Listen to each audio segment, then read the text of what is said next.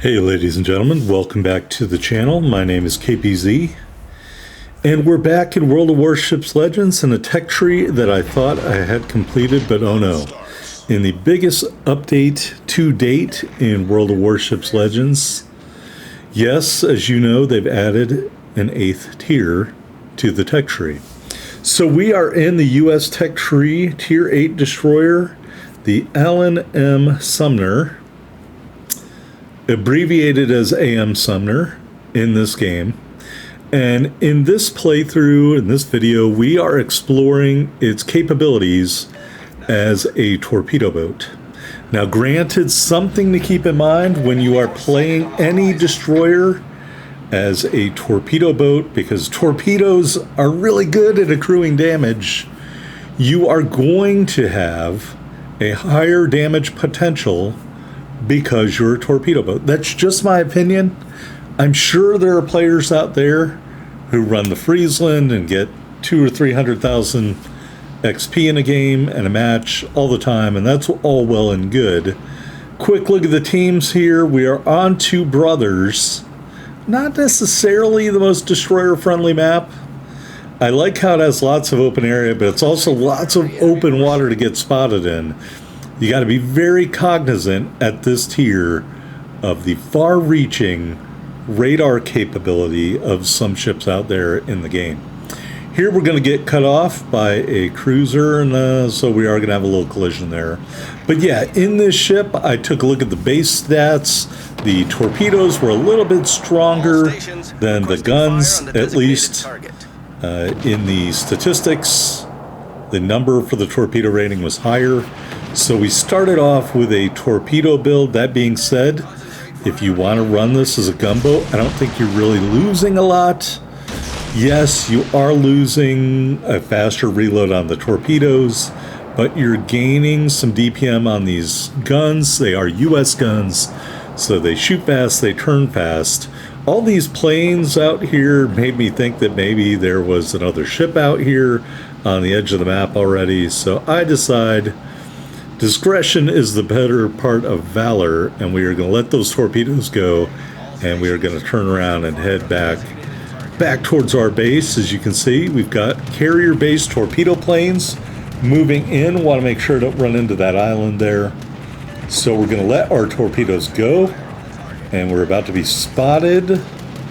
We are spotted, and so thankfully he was doing a torpedo run on another ship. And unfortunately, I think our teammate just gets taken out because he charged at the enemy and they really damaged him. So don't do that. Anyways, you can see US torpedoes have a pretty wide spread at range. We're able to get two torpedo strikes on each ship out there. And so we accrued a fair amount of damage, over 50,000. And so we turned around, and I'm just waiting for my torpedoes to reload. Now, unlike some other tier 8 matches I've played since this game, trying to get a video out for you guys later on with a gunboat build in this very same destroyer. This match only has 2 destroyers in it. I can tell you that is an anomaly. In the matches I've played, there's been tons of new destroyers out there. Z-46, I think, German destroyer. Fought against that one. Obviously, I've fought against other Alan M. Sumners. Seen a lot less Japanese and Russian tier 8 destroyers out there, but they are out there. I just don't think they have been acquired with the same frequency that this destroyer and the Z-46 have been. At least those are the matches I saw. All right, these ships are out here trying to maneuver. We're going to send one rack of torpedoes their way. Off screen, you can see Friesland out there is almost dead. I'm just trying to figure out where to send this next rack of torpedoes to give myself the best chance of impacting these 2 enemy ships. And by the way, we are all alone out here on the flank. The only other ship that was out here on the flank was that ship that charged at the enemy. I think it was a cruiser and got killed right away in the beginning. There are no other ships out here. So we are relying totally on our concealment and totally on our ability to stay out of radar sonar range. And the fact of the matter is, I don't think either of these ships have radar or sonar for me to worry about, so we were just trying to line up our torps and get our torp angles. Although we did stray a little bit too close to home there. I didn't really realize those ships were as close as they were, and so we toss up our first smoke screen. And thankfully we were headed in the right direction in terms of running away. As you can see, as we're running away, our second set of torpedoes, we do get one torpedo strike on the lead ship and one torpedo strike on the secondary ship. And although I've lost sight of both ships in my smoke screen, we are already over 100,000 damage. And one of those ships is flooding, so that number's going to keep going up. All right, looking around, seeing where my teammates are at. You always got to be concerned, at least later on in the match, of someone making the extremely risky play of going straight up the middle in Two Brothers. We are launching more torpedoes. I believe that's an Iowa. I should get my super magnification glasses out to aid me in reviewing this video.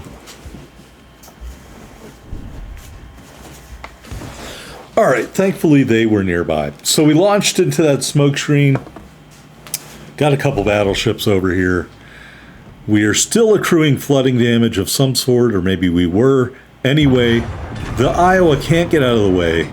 Liquidator metal, kill number 1. And we have racked up the damage. We are at 141,000 damage right now. As you can see, the enemy destroyer is in the cap. He has sent torpedoes. I believe that is a Z-46 that we were talking about. I'm not necessarily looking for a confrontation because I'm built as a torpedo boat, but on the other hand, I'm not really shying away from it either. I am just not seeking him out aggressively. You can see off on the other side of the island a Richelieu almost dead. We launched some more torpedoes at this other ship. I believe it could be a Bismarck or a... Sorry, it's a Vanguard. Yeah, those two names look a lot alike. I can see how I got those confused without the benefit of my super magnification glasses. All right, so Vanguard's out there. We're spamming our torpedoes at him when we get them in stock. We do have 6 U.S. guns. They are relatively fast firing. We are not afraid to defend ourselves against other destroyers here in the Allen M. Sumner. And you can see with this build, our detectability 5.0 kilometers. We are using the concealment commander. There will be a full port review of the ship. And when I get out my video of a gunboat build, there will be a full review of that configuration as well. Z-46 pops up. We will engage him with our guns. You can see, even though this is not constructed as a gunboat, we still have a pretty solid rate of fire. We do take a little damage there. I am loath to damage con that, but we still have our front turrets. We are turning towards the enemy destroyer, dodging his torpedoes.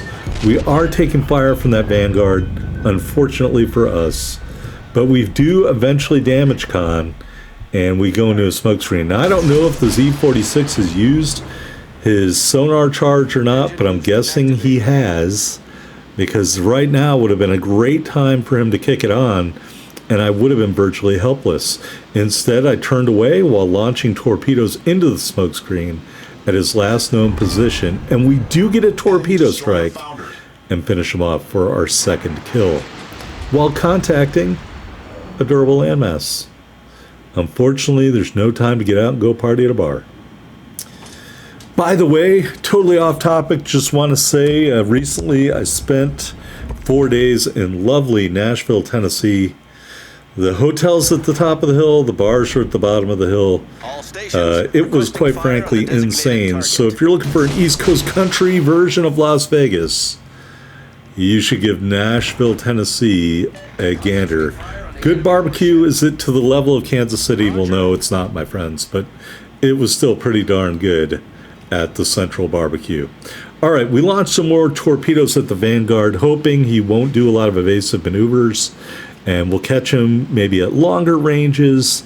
Now, granted, as I talked about earlier, the one fall point or bad point about these U.S. torpedoes is that they have kind of a wide spread.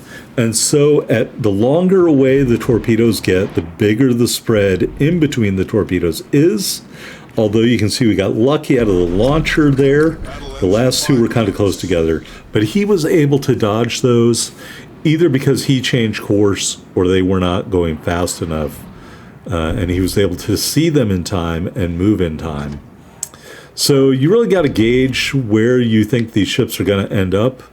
And that's where you want to shoot your torpedoes. Don't always trust the indicator. A good battleship commander will do a lot of maneuvering.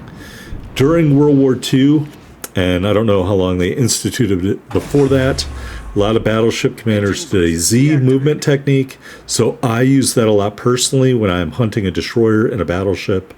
I go to the left, hang a crazy Ivan, go to the right, go to the left. Try not to do it on a set pattern. And that way I found more often than not, I'm able to dodge torpedoes. There we do get the Vanguard with a torpedo. He immediately damage cons the flooding. As you can see, we've set 9 floods out of 11 torpedo strikes. So at least in this match, I have a high flooding chance on these torpedoes. So I'm definitely enjoying that. He kind of straightens out. Maybe he thinks I'm more ahead of him rather than to his side. You always want to launch from the side if you can, because that's going to give you a better chance for contact. And we're hoping as the spread moves toward the Vanguard, I really only need him to hit 1 or 2 torpedoes in order for his match to be over. There we get a torpedo strike. There he is flooding, and he is not going to have the ability to quench that flood or quell it. So we're watching our damage go over 180,000, and he floods out for our 3rd kill here in the Allen M. Sumner. Now, I know I can't get a crack, and there's only 1 ship left, but I am hoping that for this match, our very first match in the Allen M. Sumner, that I can at least get 4 kills. But at this point, I'm looking at the damage, 184,000 damage. That's a pretty nice game. And I think that when it's all said and done, as much as I hate to say it, because I think the Summers is a torpedo boat, and I don't like doing builds exactly the same. We do have the black. I build that as a gunboat. So I think I'm going to keep the Allen M. Sumner as a torpedo boat. Now, don't get me wrong. Right now, it's in the port. It's configured as a gunboat. I've got main battery mod 3 in the 4th mod slot. I've got Vincent Mordoff as my commander. I am working pretty hard to get you a good game with a gunboat build. Do I think it will equal this game in terms of raw damage? No, I don't. I don't. Unless I get really lucky. Because destroyer and destroyer combat, you usually lose your hit points doing that. And then the other thing is, at that point, you're left relying on torpedo strikes to increase your total damage, unless you get to sit in a smokescreen and farm a battleship that's not really trying to take you out. So I'm just going to prepare you now.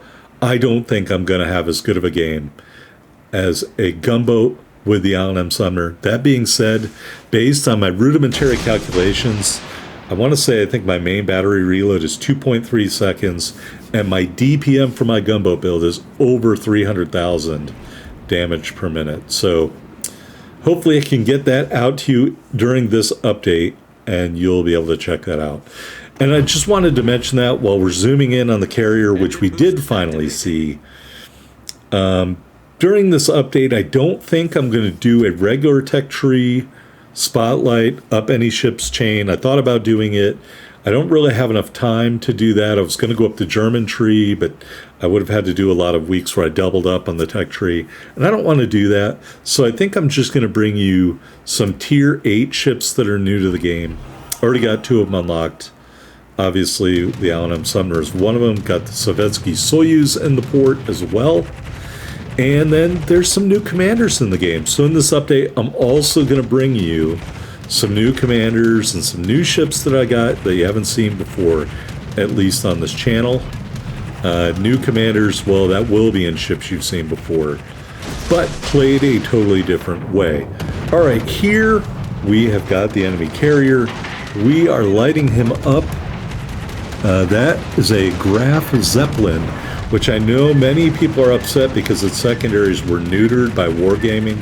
Here, we're going to have to not pay attention to him in order to try to dodge his torpedoes here. We did shoot at him. We did shoot some torpedoes at him.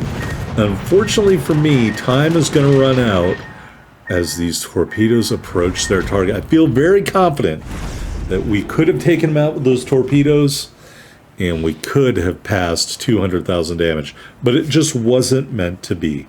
All right, here we are in the victory screen. High caliber medal and the liquidator medal. We ended up with 192,259 total damage, 12 torpedo strikes, 10 floods, 3 big kills. Just short of 400,000 silver. I guess I could have put some flags on this thing. And 6132 ship XP and commander XP. In the Tier 8 Tech Tree Destroyer, the Allen M. Sumner. There we are at the top of the board, 2725, 3 big kills, clearly the best player on either team. Do I like the Allen M. Sumner? Yes. Would I build it as a torpedo boat? If you have a high ranking Gleaves, I would say yes. All right, here in the port upgrades, we've got Aiming System Mod 1, Propulsion Mod 2, Concealment System Mod 1, and the Torpedo Launchers Mod 3, all that pretty standard for this tier of destroyer. Obviously, the ship is fully upgraded, as you can see there. All right, loadout, 2 charges of the smoke generator, 2 charges of the engine boost. We got that common battle booster for speed, of course. They didn't give us a premium camo yet, or a permanent camo, so we got that Type 1 camo and the new Independence Day 22 flag. Stats, 16,200 hit points with our build. We've got those 3x2 127mm turrets, 10.9 kilometer firing range, 3.3 second reload, 7.2 second turn time. HE shells do 2,000 damage with a 5% fire chance. AP shells do 2,300 damage. Like I talked about, huge boost in the capability numbers to the torpedoes. 2 quintuple tube launchers reload every 105.9 seconds, max damage 17,900, a 17.4 kilometer firing range, 70 knot speed, and a 1,400 meters detectability. That's why I expect for torpedoes in this ship appear, at least in the stats, to be stronger than the artillery. Your main battery is dual purpose, does count as AA. This is, it's all right. It's not great. You know, I wouldn't be unafraid of carriers, but max speed, 39.9 knots, 620 meter turning circle, 3.1 second rudder shift time. All that looks pretty good. Concealment, 5 on the surface, 2.8 from the air, 2.6 when firing in smoke. Nothing special about the armor, although your turrets do appear to be a little bit more heavily armored. Obviously, this Gleaves build won't come as a shock to anybody. Our torpedo range increased by the base trait. This is how I would build them for any ship doing a torpedo-based build. And I think at the end of the day, for me, that's how the Allen M. Sumner is going to end up in my port, as a torpedo-based build with Albert Gleaves as the commander. Gotta say, I really hate this new port screen, but I hope you really like this video. If you do, hit that thumbs up button. Thanks.